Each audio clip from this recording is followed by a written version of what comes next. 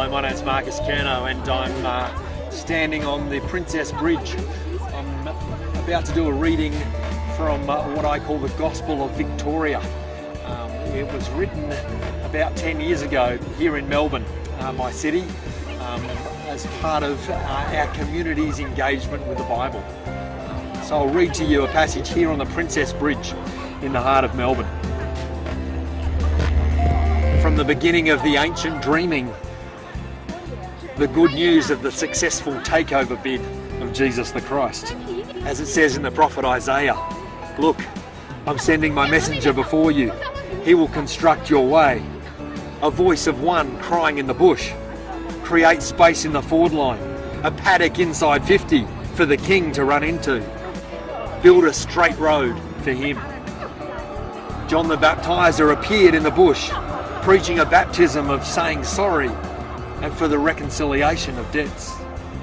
All of regional Victoria and all the people from central Melbourne were flocking to him and were baptised by him in the Birrarung, the Yarra River.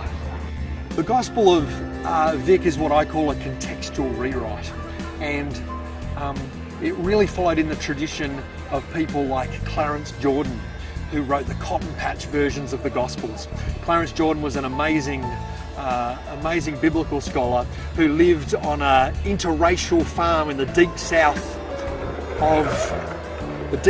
of America in the 1950s. Blacks and whites working together. Now that wasn't the place to work, to have an interracial farm, and coming out of that he felt he needed to reflect on it, and so he rewrote the Bible as if it wasn't just an ancient story, but as if it was happening there on Koinonia Farm in that suburb. And so he literally tried to change as little as possible of the text.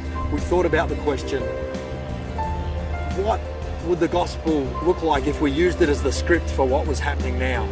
And so the process that we went on as a community, sitting down and just thinking what names and what places, if we could change as little as we could of the gospel, and for someone who'd never read it before, who'd never knew of Jesus, had never knew anything about Jerusalem in the first century, it was just here.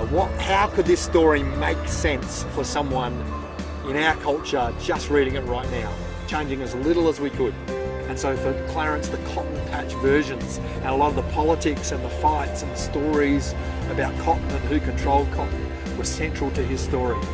In Melbourne, this town loves football. We have the MCG in the background, that sacred religious space. And so that became a tradition. There was lots of changes happening.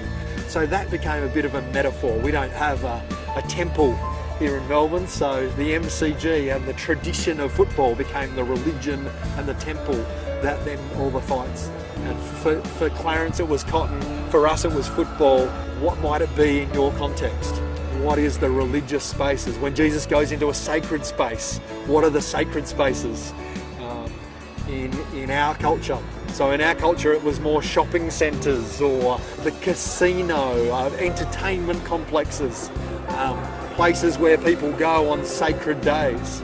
Is it a rock concert on the outskirts of town, or what might it look like? What do people sort of make that movement for, or such a movement? Is it grand final week and everyone's flocking back to the centre?